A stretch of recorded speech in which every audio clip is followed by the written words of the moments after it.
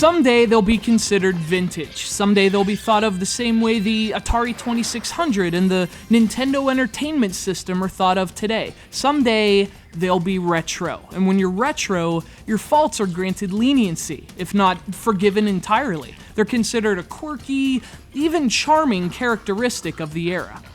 But until that day, the fifth generation of video game consoles, the Nintendo 64, the Sega Saturn, and in this case, the Sony PlayStation, are in a strange kind of middle ground. They're not quite retro in the fullest sense, but given the advancements the industry has undergone since, they're already very outdated.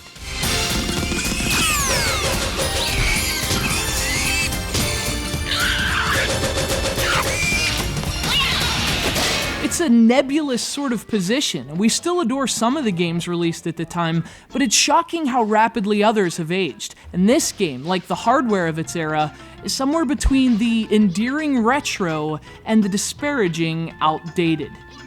Tomba was released to the PlayStation 13 years ago. In video games, that might as well be a lifetime. The rate at which things change over time accelerates rapidly in this industry. Things that worked 13 years ago can be disastrous today. And despite all the things it does that are great, there's a lot here that just feels outdated.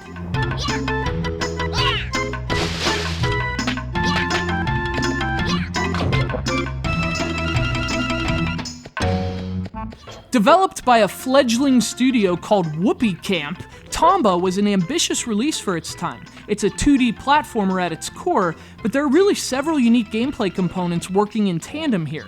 Tomba is an action platformer with a heavy emphasis on exploring, a juggernaut of a 32-bit platformer, and an impressive technical specimen as well. But of course, it was also a game no one bought, and playing it 13 years later, I kinda see why.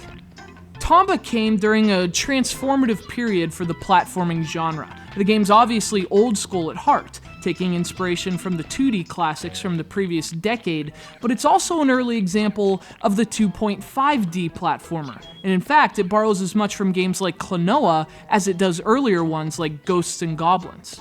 You play as Tomba, a little pink-haired Tarzan who has some personal beef with an army of demon pigs.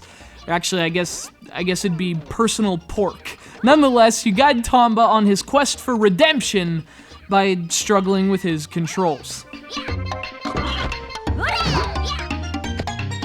Tomba received a lot of glowing reviews in 1998, and much of the game deserves that praise. It looks fantastic, with charming art realized by fairly impressive tech, and its sprawling, surprisingly open design gives the game a really unique flavor among its platforming peers. There's a lot to love about it, but unfortunately, Tomba has the inexplicable predisposition to doing bellyflops.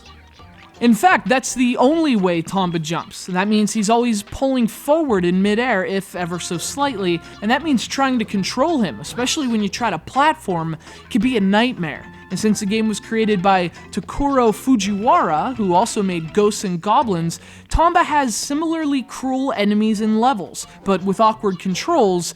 I mean, they're not even cruel, they're just annoying.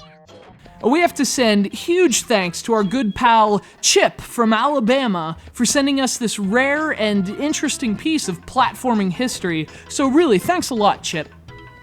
Control has always been the quintessential ingredient of a platformer. It's what has always separated the greats from the others. Tomba is a notable platformer for many reasons, not the least of which is its unplatformer-like focus on quests. But for now, skip over the retro folder and file Tomba under outdated.